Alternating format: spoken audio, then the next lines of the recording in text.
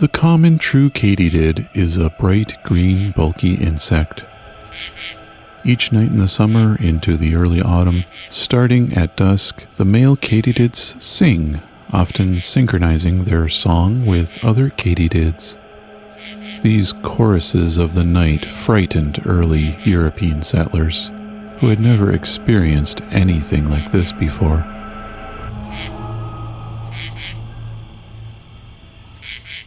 As the temperatures drop late in the year, these choruses slow down and drop in tone, sounding not unlike creaking doors and groaning voices.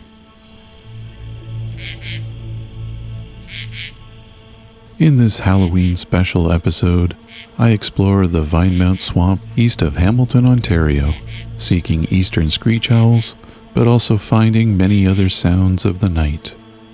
At the time of the recording, I was unaware of this change in tone and speed of the katydid song late in the season, and for me it certainly added an air of mystery to this nocturnal hike.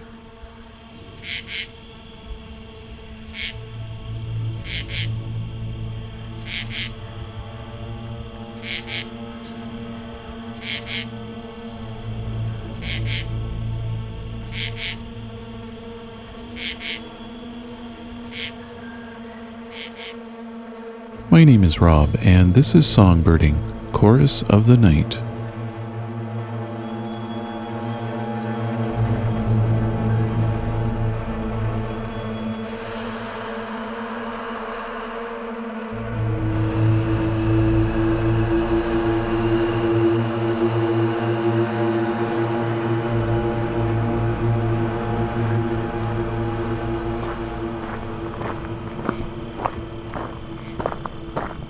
It's dusk out Saltfleet Township east of Hamilton, Ontario. Got killdeer flying overhead.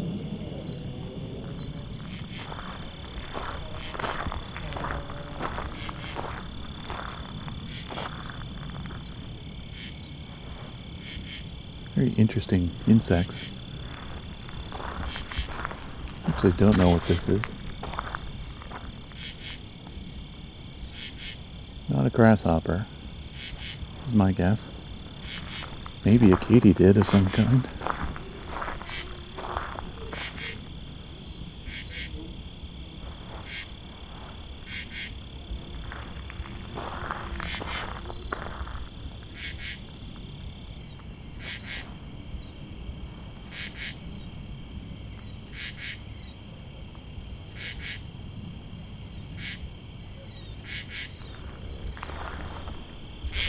Wherever it isn't spooked by me getting close. It's the top of a small tree. Not sure if this is an apple tree or cherry tree. Okay, now it's stopped, but I can hear another one far off. Oh, there we go, it's going again.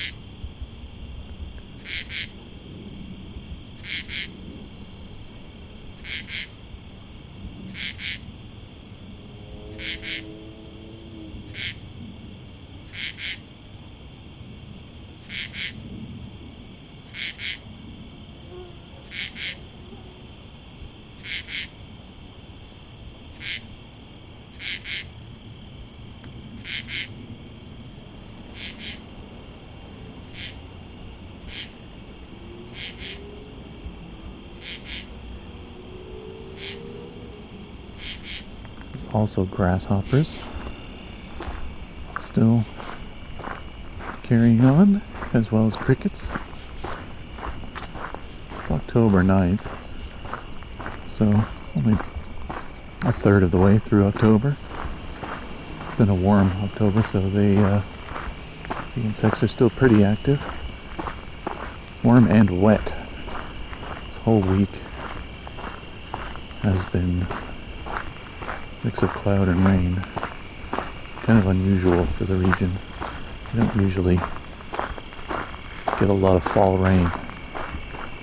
Hearing another one of these coming up.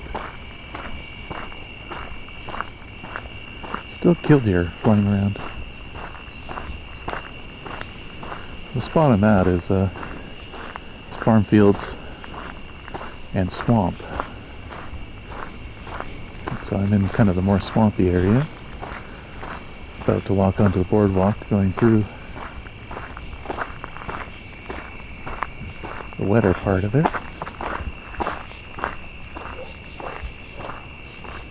Quite a few of these.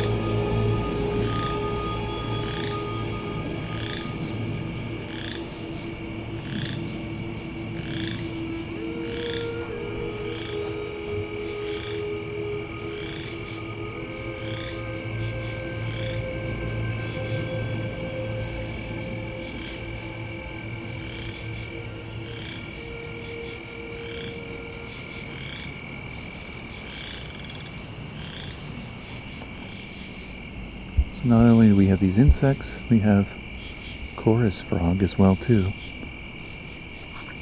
Could be a boreal chorus frog or a western chorus frog.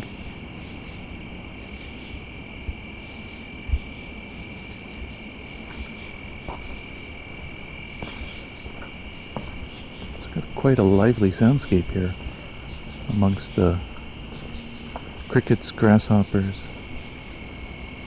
these other loud insects that I think are probably some kind of katydid. Occasional chorus frog.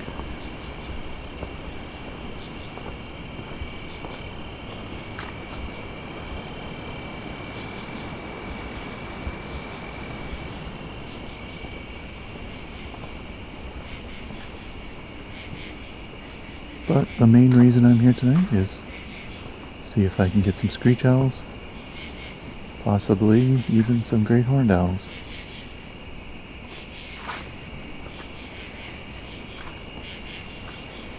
There are quite a few of these insects here.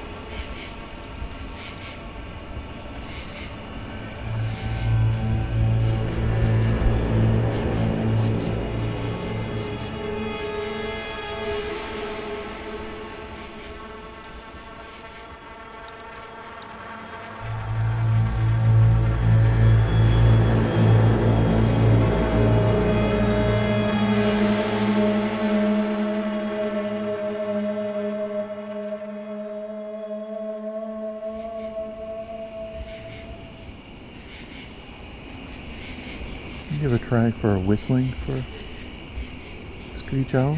This is one of those things that you do to see if there are any around. I recommend if this is something you want to try someday, just take a look at Sibley's article about ethics behind playback, because whistling is very similar to playback.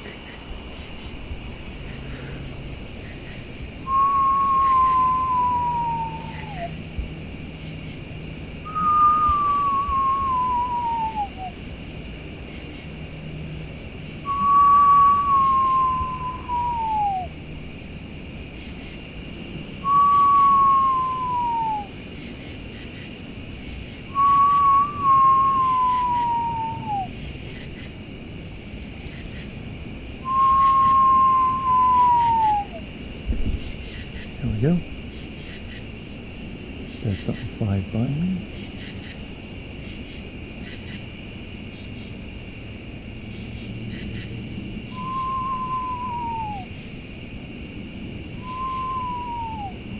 It's kind of owl-sized. Well, screech-owl-sized. Screech-owls are small. Now, the leaves are still on the tree, so I can't tell if there is one where I think there is one.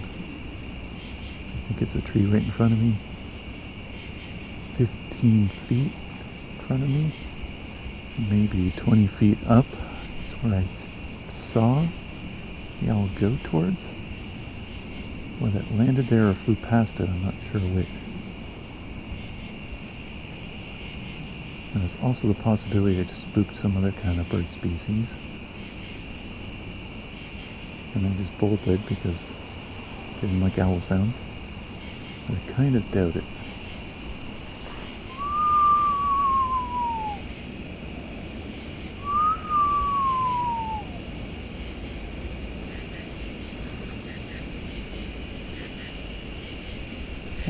Here we go, just saw something again.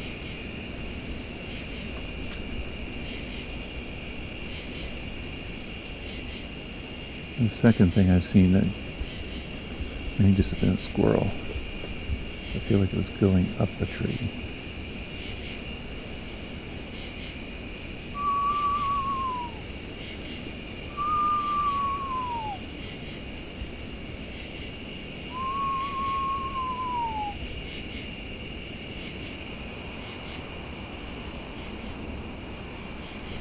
There we go. And something definitely flew over me. Another branch. Too big to be a bat. Too small to be a great horned owl.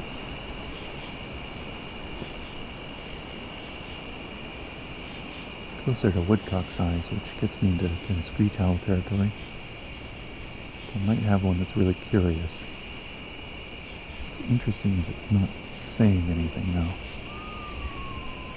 Never mind. There we go.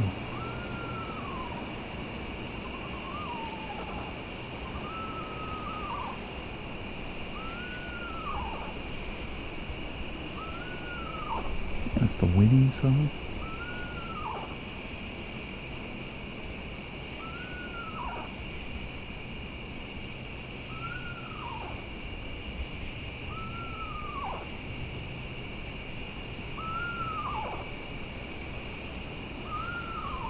They're so good at throwing their voice.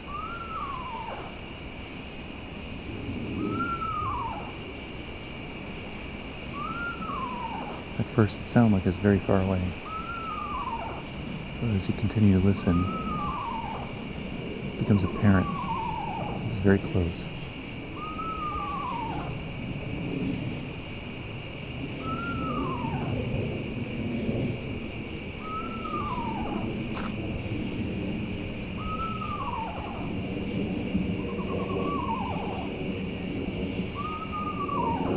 Got some unfortunate timing with an airplane.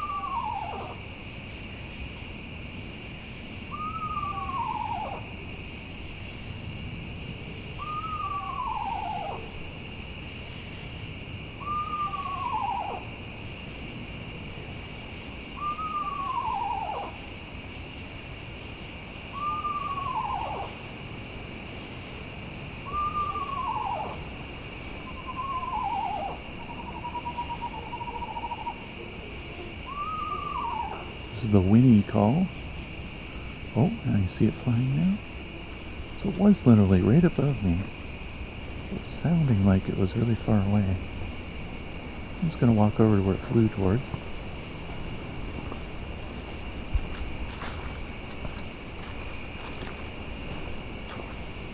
Seems to be keeping parallel to the trail. There we go.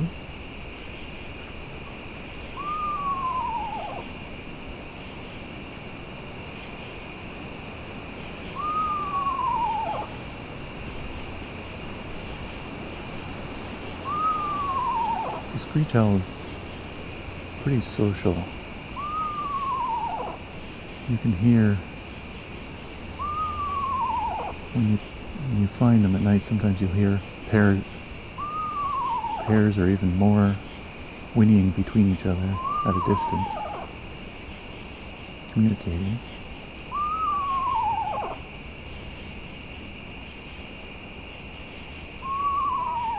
Sometimes you might have 4 or 5 of them.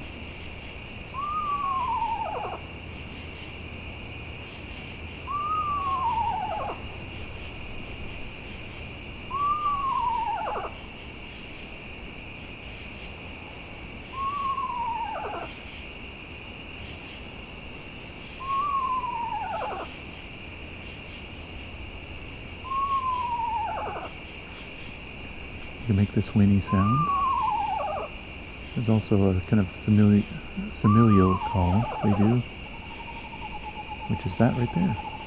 Wow, good timing. Where they stay on one note repeated. They'll also do clicks and barks too sometimes. I'm not expecting that tonight. I have recorded clicks and barks before. Very limited.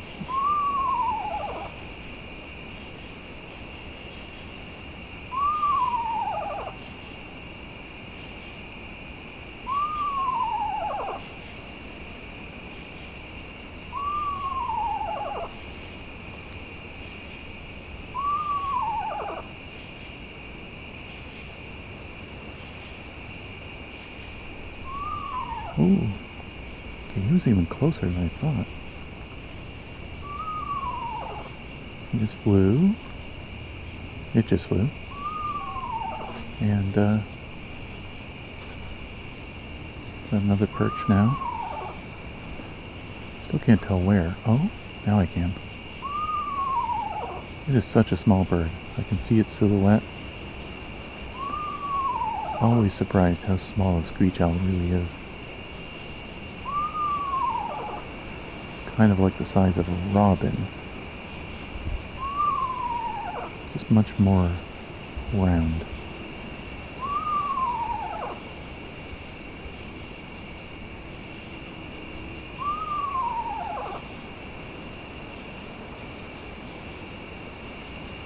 So this is probably 15 to 20 feet in front of me. 12 to 15 feet off the ground.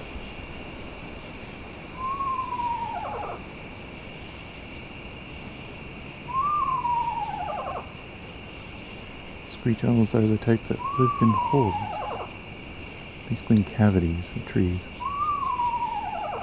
So it's stereotypical owl in a cavity is this kind of owl.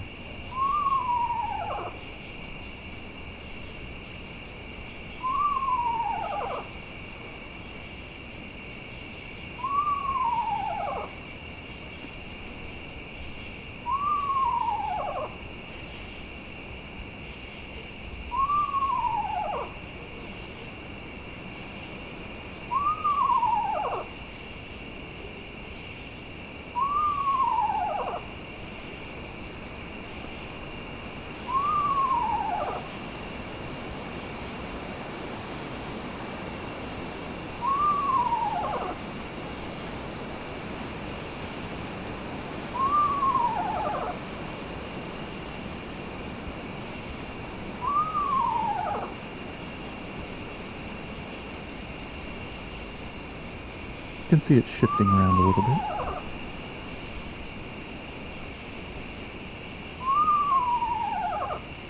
It almost certainly can see me much better than I can see it.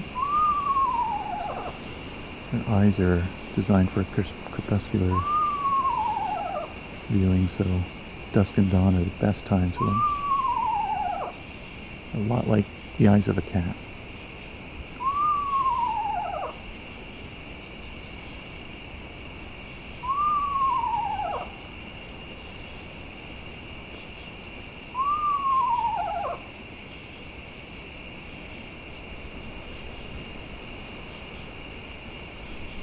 Flying again. They are absolutely silent in flight. The only noise made is the branch they jump off of, or leaves they happen to touch.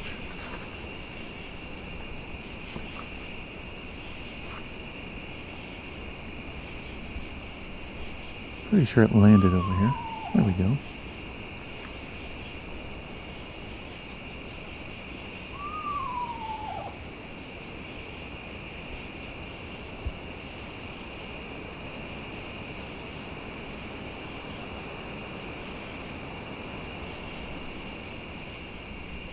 Screech owl might still be here, just not vocal. Oh, jeez. Just went over my head. That almost certainly was the owl, or one of them. Very good chance of there being multiple owls here.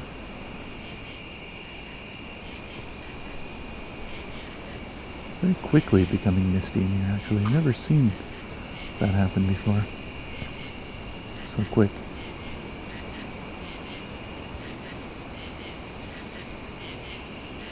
So at first, when the owl came in, it was very quiet.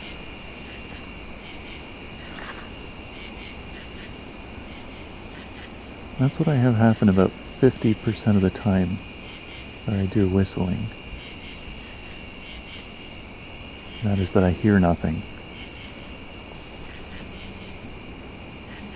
And of those times that I hear nothing, I have no idea how many of those times nothing is actually there.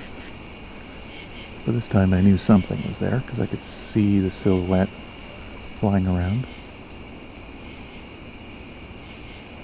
I just had to wait. The other 50% of the time, something will vocalize quite quickly. And at a distance, and then come closer to see you. So one of the reasons I don't worry too much about the impact of whistling or a playback is that I know from the bioacoustic monitor work that I've done that screech owls are set off by all kinds of things. And those include sirens, coyotes singing, other screech owls, of course, and really anything that mimics that kind of sound can do it. I've seen barred owls set them off as well, too, or heard rather.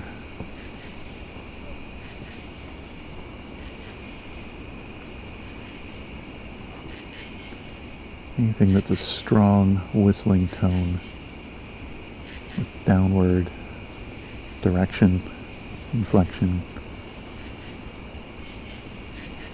can inspire them to vocalize, or at the very least check out what's going on.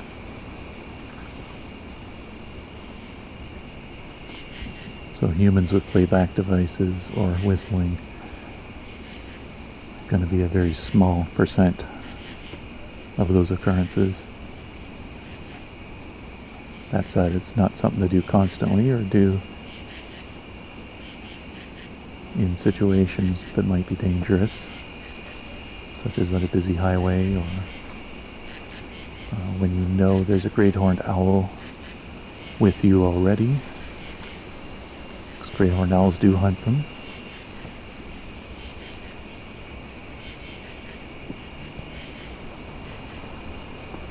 I think this screech owl's done for tonight.